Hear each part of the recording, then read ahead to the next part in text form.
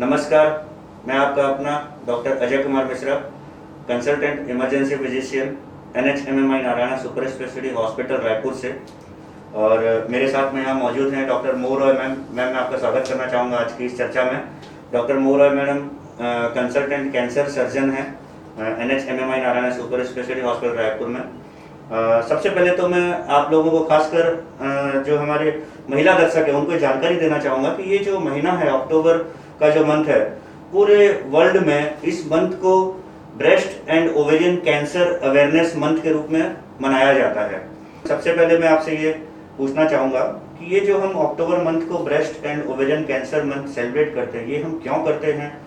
कितने लोगों में या कितने महिलाओं में या पुरुषों में ब्रेस्ट कैंसर या ओवेरियन कैंसर देखा गया है, इसके बारे में आप क्या कहना चाहेंगे? जी,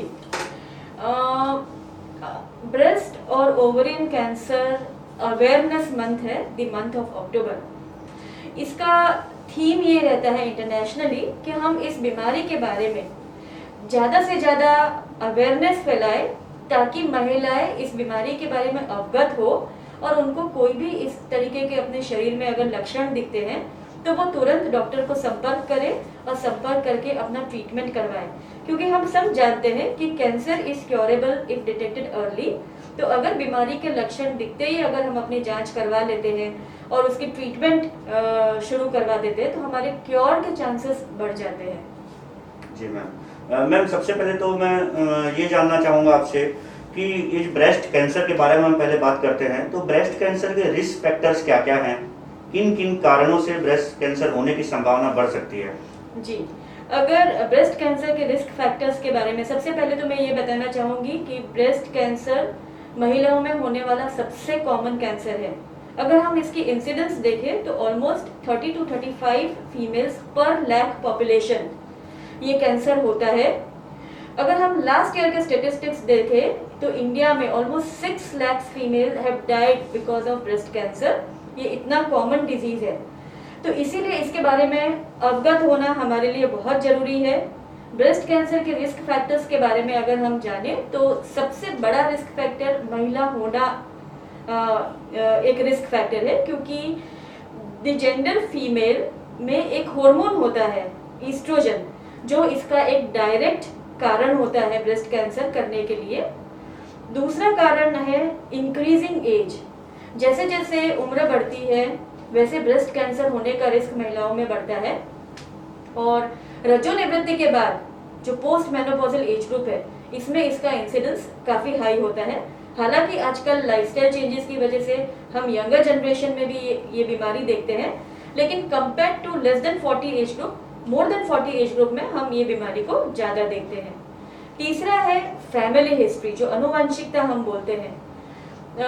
ब्रेस्ट कैंसर एक जीन के म्यूटेशंस की वजह से होता है। वो जीन को हम ब्रेस्ट कैंसर 1 या breast cancer 2 BRCA1 BRCA2 gene बोलते हैं। और ये जीन जनरली DNA रिपेयर के लिए रिस्पॉन्सिबल है, और जब ये जीन म्यूटेटेड होता है तो वो ब्रेस्ट या ओवरियन कैंसर का एक कारण होता है। चौथा जो है नलीपैरिटी यानी बच्चा नहीं होना, या लैक ऑफ लैक्टेशन यानी बच्चा हुआ लेकिन दूध नहीं पिलाया।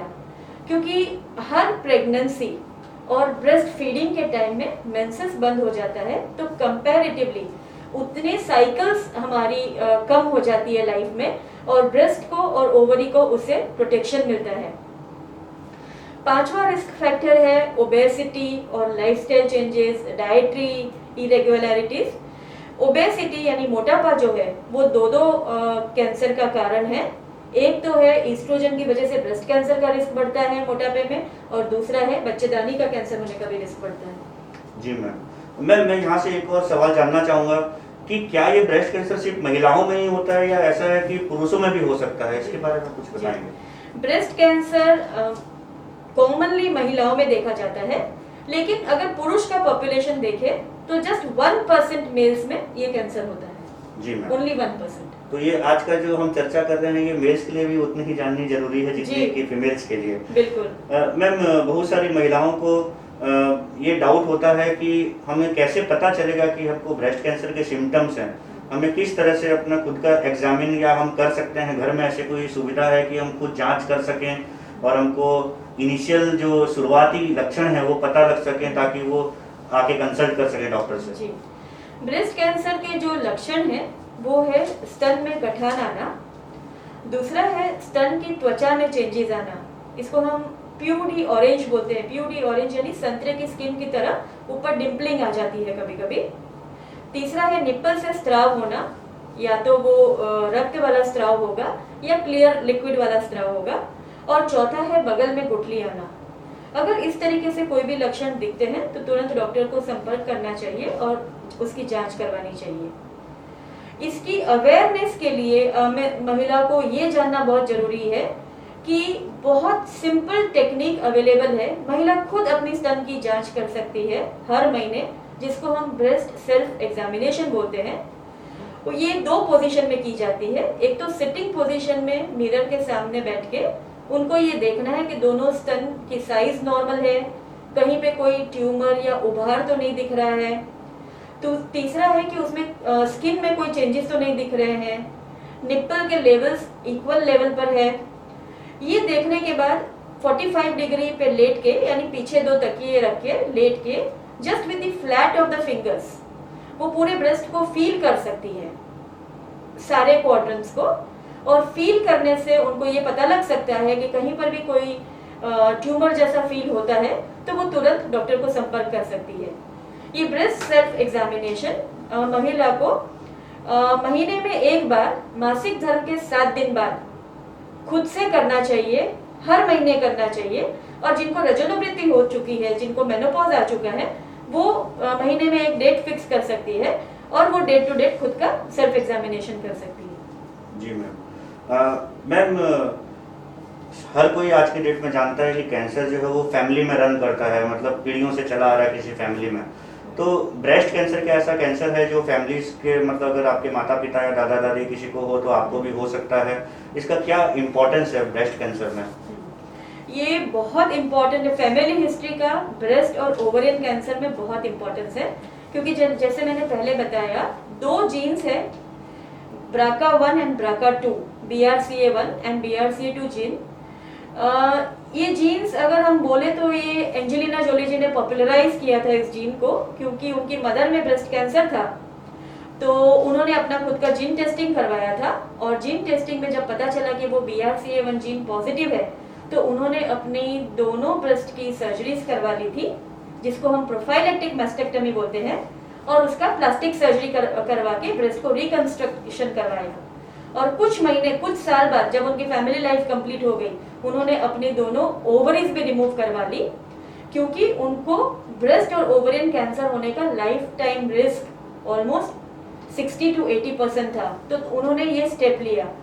तो जीन का इतना इम्पोर्टेंस है कि अगर ये जीन पॉजिटिव है, BRCA1 या BRCA2 जीन पॉजिटिव है, तो ब्रेस्ट कैंसर होने का रिस्क 60 to 80% होता है। इसीलिए या तो उन महिलाओं को जिनको ये जीन पॉजिटिव आता है, या तो उनको स्क्रीनिंग प्रोटोकॉल्स में इन्वॉल्व हो जाना चाहिए।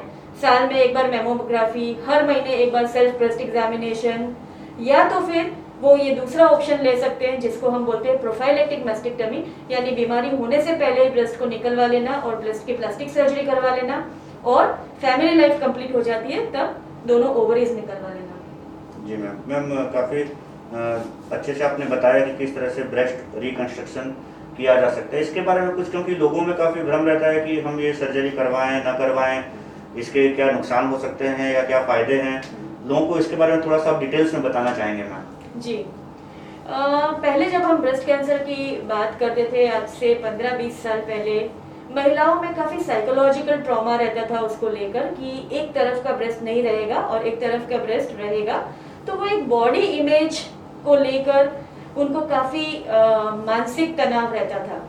लेकिन पिछले 15-20 साल से इतने साइंटिफिक ट्रायल से ये प्रूव हो चुका है कि अगर ब्रेस्ट कैंसर अर्ली है, यानी स्टेज 1, स्टेज 2, जब ट्यूमर की साइज 5 सेंटीमीटर से कम है, या अर्ली लोकली एडवांस्ड यानी स्टेज 3 में गया है लेकिन उसमें भी स्टेज 3A है, तो इसमें कीमोथेरेपी देने के बाद भी हम ब्रेस्ट बचाते हुए ऑपरेशन कर सकते हैं, जिसको हम कंजर्वेटिव ब्रेस्ट सर्जरी बोलते हैं। उसमें सिर्फ ट्यूमर को निकाला जाता है उसके नॉर्मल मार्जिन्स के साथ, और बगल में एक अलग इंसिजन लगा के एक चीरा लगाकर गुठलियां निकाल दी जाती है, तो बहुत ब्यूटीफुली ब्रेस्ट बच जाता है। अगर ट्यूमर की साइज थोड़ी बड़ी है तो दोनों ब्रेस्ट की साइज में डिफरेंस ना आए, उसके लिए कभी कभी हमको प्लास्टिक सर्जरी का भी सहारा लेना पड़ता है। तो मांसपेशियों को यूज करके हम ब्रेस्ट रिकंस्ट्रक्शन करते हैं, जिसको हम ओन्कोप्लास्टिक ब्रेस्ट सर्जरी करते हैं। कभी कभी कुछ महिलाओं में ट्यूमर की साइज ज्यादा होती है या स्टेजिंग ज्यादा होती है, तब जाके जब हमको डिसीजन लेना पड़ता है कि पूरा स्तन इसमें निकालना ही पड़ेगा, तो हम उसमें फ्री फ्लैप सर्जरी बोलते हैं उसको, माइक्रोवेस्कुलर फ्री फ्लैप ट्रांसफर बोलते हैं। दूसरी जगह से टिश्यू लेते हैं और उसकी जो खून की नलियां होती है उसको चेस्ट में जोड़ दिया जाता है और उसको हम माइक्रोवेस्कुलर फ्री फ्लैप ट्रांसफर बोलते हैं। तो आज अर्ली ब्रेस्ट कैंसर के लिए और लोकली एडवांस ब्रेस्ट कैंसर यानी स्टेज 3 ब्रेस्ट कैंसर के लिए भी हमको चिंतित होने की जरूरत नहीं है कि ब्रेस्ट निकालना ही पड़ेगा।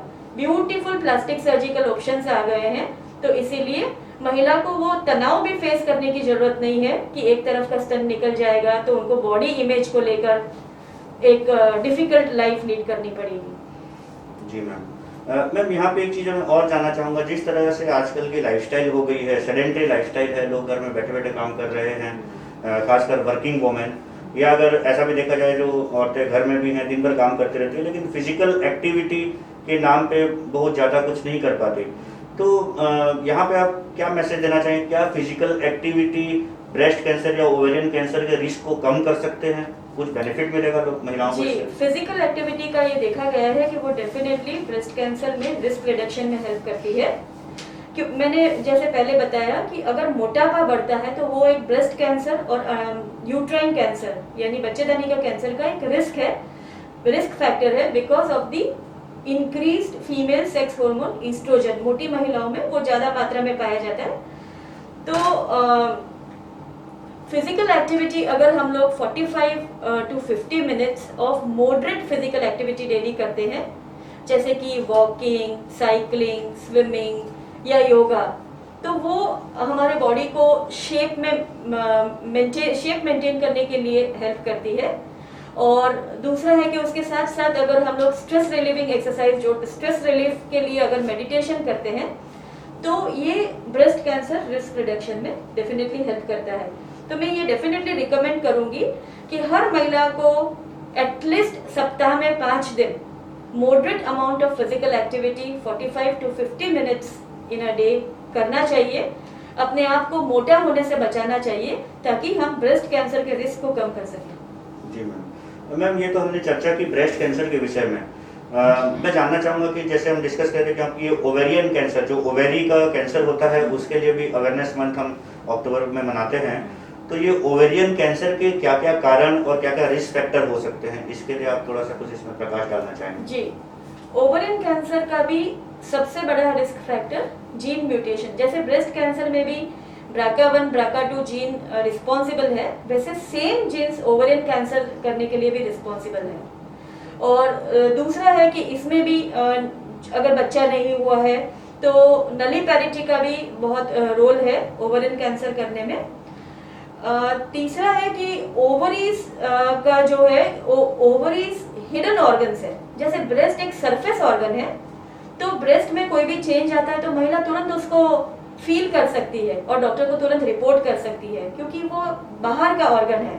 उसमें कोई भी चेंज आता है तो नहाते वक्त या अगर हाथ लग जाता है तो फील करके हमको पता चल सकता है कि ब्रेस्ट में कोई प्रॉब्लम आई है।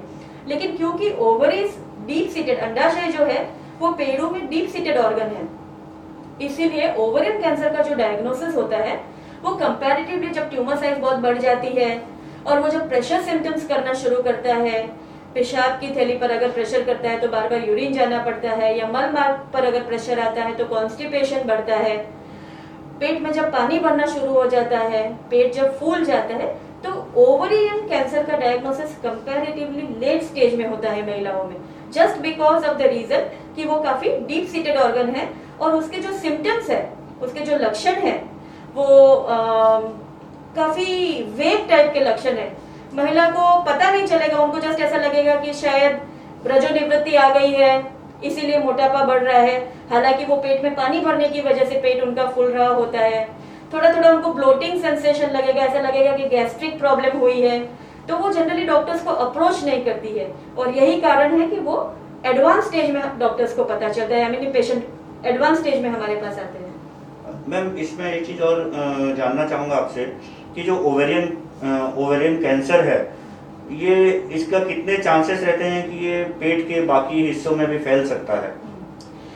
ओवरियन कैंसर का जो ओरिजिन है बेसिकली वो पेरिटोनियल ओरिजिन है, इसीलिए, और वो फेलोपियन ट्यूब के एंड से वो अराइज करता है, जो ट्यूब्स होती है बच्चादानी के पास से उसके एंड से अराइज करता है।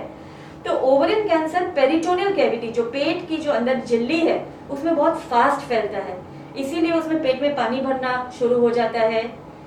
बीमारी की शुरुआत अंडाशय जो कि डीप सीटेड पेल्विस में रहती है उससे होती है, लेकिन बीमारी का जो फैलाव है वो एकदम ये जो डायफ्राम है उसमें भी उसके मसल जो चेस्ट और एब्डोमेन को जो सेपरेट करता है उसके पेरिटोनियम में चला जाता है, लीवर के सरफेस में आ जाता है।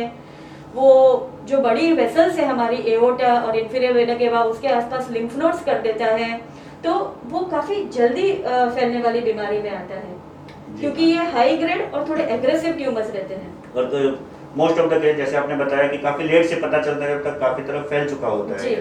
जी मैम, एक और महिलाओं के मन में बहुत बार डाउट आता है, कई बार इमरजेंसी में पेशेंट आते हैं, वो अपनी अल्ट्रासाउंड कहीं से जो हम सोनोग्राफी कहते हैं, पेट की सोनोग्राफी करवा के आते हैं किसी और कारण से, और उसमें कई बार फाइंडिंग मिलती है कि आपको ओवेरियन सिस्ट है। अब महिलाओं को ये डर लगता है कि ओवेरियन सिस्ट कहीं ये कोई कैंसर तो नहीं है, तो मैं चाहूँगा कि आप हमारे दर्शकों को बताएं कि ओवेरियन सिस्ट और ओवेरियन कैंसर ये दोनों में क्या डिफरेंस है? ओवरियन, देखिए ओवरियन सिस्ट जो है वो ओवरी में एक फ्लूइड फिल एक सिस्ट बन जाता है। ये क्योंकि हमारी जो रिप्रोडक्टिव लाइफ होती है और उसमें से बीज निकलता है जिसको हम ओव्यूलेशन बोलते हैं, ओवरियन सिस्ट होना एक नॉर्मल प्रोसेस है। लेकिन उसको हम अगर वो सिर्फ सिस्ट है, अगर उसकी दीवार पतली है 3 मिलीमीटर जैसी है, अगर उसमें सिर्फ पानी भरा हुआ है, तो वो उसको हम सिंपल ओवरियन सिस्ट ग्रेड करेंगे।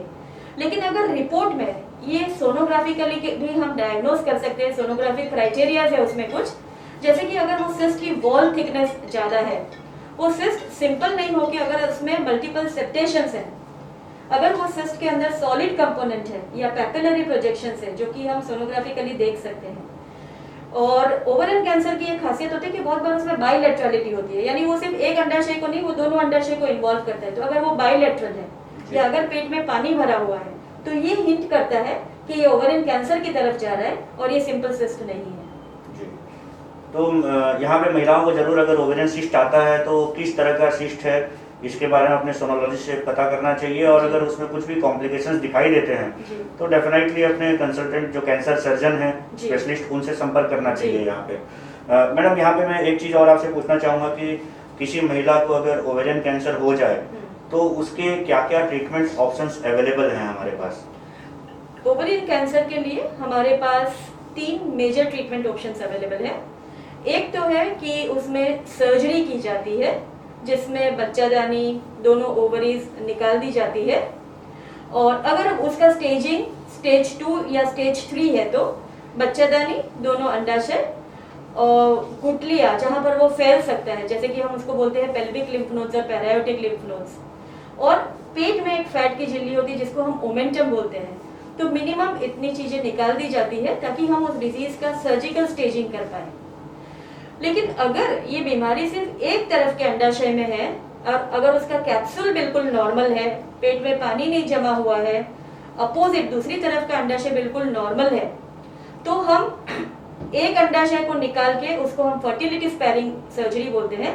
तो मरीज अगर यंग है और उनकी फैमिली लाइफ कंप्लीट नहीं है और बीमारी अगर एक ही अंडाशय तक सीमित है तो हम फर्टिलिटी स्पेयरिंग सर्जरी भी इसमें कर सकते हैं, ताकि फ्यूचर में जब वो बीमारी से ठीक हो जाते हैं तो वो बच्चा बेयर भी कर सकते हैं, प्रेग्नेंट होने का उनको चांस भी रहेगा। तो ओवरियन कैंसर में जो सर्जिकल ट्रीटमेंट मोडालिटी है उसमें एक तो है कि अगर लिमिटेड डिजीज है तो हम फर्टिलिटी स्पेयरिंग सर्जरी कर सकते हैं, अगर एक्सटेंसिव डिजीज है तो उसको हम बोलते हैं ओवरियन साइटोरिडक्टिव सर्जरी, यानी जितना इन्वॉल्व सरफेस है वो सब उसमें निकाल दिया जाता है। दूसरा जो मेन ट्रीटमेंट ऑप्शन है उसका वो है कीमोथेरेपी। ये काफ़ी कीमो सेंसिटिव डिजीज़ है, तो पेशेंट को जनरली 6 या 8 साइकिल इसमें सर्जरी के बाद, या कभी कभी हमको वो ट्रीटमेंट को सैंडविच करना पड़ता है। पहले कीमोथेरेपी दिया, जब डिजीज़ बड़ी हुई होती है तो पहले कीमोथेरेपी दिया, जिसको हम न्यू एडजुवेंट कीमोथेरेपी बोलते हैं, फिर सर्जरी किया एंड देन फिर अगेन 3-4 साइकिल कीमोथेरेपी दिया। और जो अभी लेटेस्ट ब्लॉकबस्टर ट्रीटमेंट जो इसमें आया है वो है कि अगर BRCA1 BRCA2 जीन म्यूटेशन अगर पॉजिटिव है तो उसको टारगेट करता हुआ हम लोग एक पार्क इनहिबिटर्स करके मेडिसिन देते हैं, ओलापरिड करके एक मेडिसिन देते हैं, जो कि एक मेंटेनेंस ट्रीटमेंट के तरीके से दिया जाता है। यानी सर्जरी हो गई है, कीमोथेरेपी हो गई है, एक मेंटेनेंस ट्रीटमेंट दिया जाता है ताकि हम पेशेंट का सर्वाइवल एक्सटेंड कर सकें। जी मैम, मैम काफ़ी अच्छी जानकारी दी आपने ब्रेस्ट कैंसर और ओवेरियन कैंसर दोनों के बारे में हमारे दर्शकों को। अंत में मैं आपसे मैडम एक मैसेज चाहूँगा, खासकर हमारी जो महिला दर्शक हैं उनके लिए ब्रेस्ट और ओवेरियन कैंसर के बाबत में। जी, ब्रेस्ट और ओवेरियन कैंसर अवेयरनेस मंथ के लिए मैं ये मैसेज देना चाहूँगी कि महिलाओं को ब्रेस्ट और ओवरी के कैंसर के लक्षणों से अवगत होने की बहुत ज़रूरत है।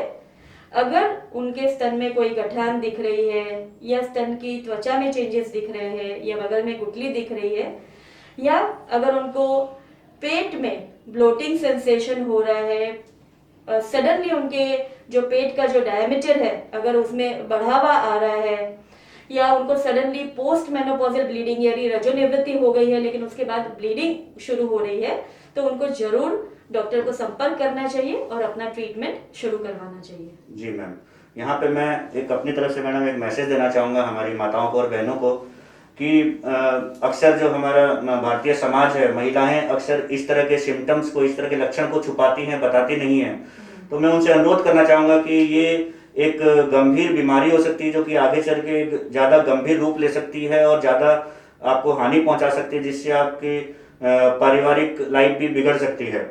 तो मैं उनसे अनुरोध करना चाहूँगा कि कभी भी इस तरह के सिम्टम्स आप लोगों को हों, किसी भी तरह की शंका हो, तो प्लीज़ आप लोग उसको छुपाए नहीं, तुरंत से आके आप डॉक्टर से, कंसल्टेंट ऑन्को सर्जन हैं, कैंसर सर्जन हैं, उनसे आप तुरंत से आके संपर्क करें ताकि आपकी बीमारी को अर्ली स्टेज में पकड़ा जा सके और सही टाइम पे सही इलाज मिल सके आप लोगों को। इसी के साथ आज की इस चर्चा पर हम विराम लेना चाहेंगे। मैं धन्यवाद करना चाहूँगा डॉक्टर मोरा मैम का, जो consultant cancer surgeon. Thank you so much Ajay. Welcome ma'am. और आपका अपना doctor Ajay Kumar Mishra, consultant emergency physician, NHMMI Narayan super speciality hospital से। नमस्कार। नमस्कार।